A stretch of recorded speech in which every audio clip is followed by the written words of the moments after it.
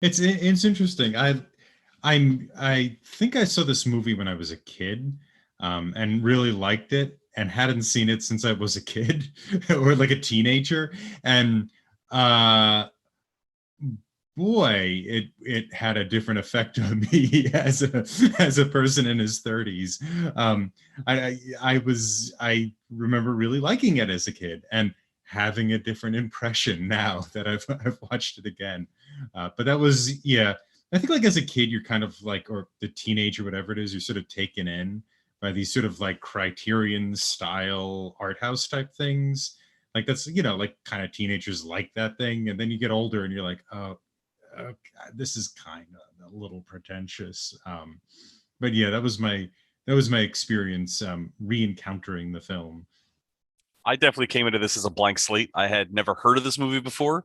I had no preconceived notion. I literally only knew everything I knew about it from the IMDb post. And I have to admit, the IMDb post was terrible compared to like what it actually was. Uh, I don't think that they hit it at all, but it was an interesting watch. I'll give it that. I don't know that I'm going to put it on my list of stuff to watch yearly, but it was good. I enjoyed my time with the film. It won't be a Christmas movie for you and the family. Yeah, maybe Arbor Day. It'll be something we throw on every year, but I don't think it's going to be something that we're gonna celebrate the holidays with. It's a good Arbor Day film. So the only thing I knew about it, I knew the vague sort of the sort of style of it, and I thought it was the thing of, at least it reminded me of just hearing about it, is Chris Marker films, which is like Sans Soleil and La Jetée, which I don't mind La Jetée, and I hate Sans Soleil. It is tough. And I know, like, I know people out there love those movies, but I just think Sans Soleil is so pretentious. And so my expectations were very low. But it in that sense, it vastly exceeded my expectations. In I didn't. I mean, yeah, it's sort of pretentious. It's got that kind of quality. We can get into it later, but it kind of reminded me of a little bit of like a Wes Anderson films with an edge to it. It's got that kind of feel to it to some extent, some of the camera shots and stuff. But I think it's pretentious, but it's also kind of it kind of has to be to do what it was trying to do, I think, especially given the time period the film came out. So it wasn't like I liked it a lot more than I thought that I was going to, but given my expectations were very low, that's not saying a lot. But I did actually enjoy it. I agree. I enjoyed my time with it. I don't think it'll be making my Arbor Day anytime soon, but I did enjoy it.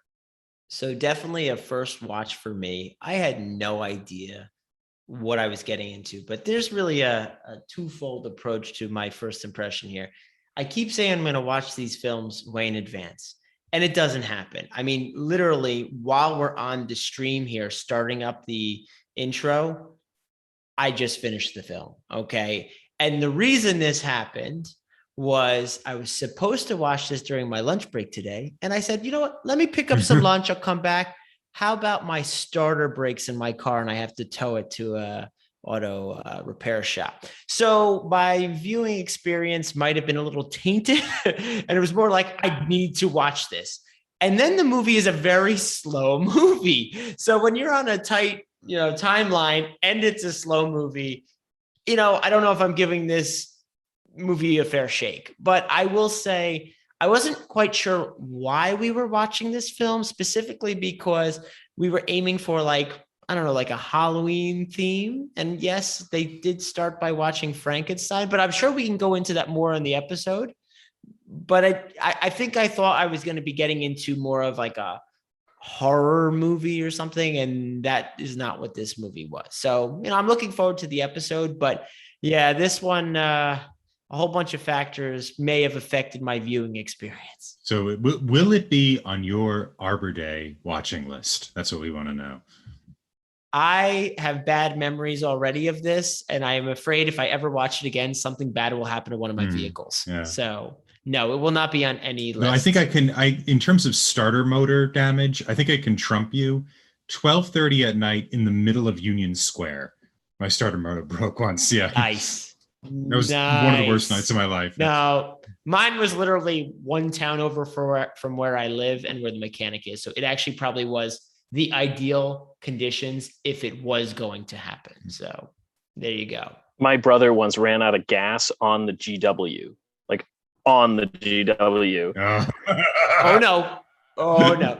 See, that's something, unless you're in like 5 hours worth of traffic, you kind of know it's coming, you know? Yeah, he's like, we'll just make it to the city. We'll be fine. We'll be fine. And then they ran out of gas in the GW. That was like literally they called 911 and we're like, we need gas now.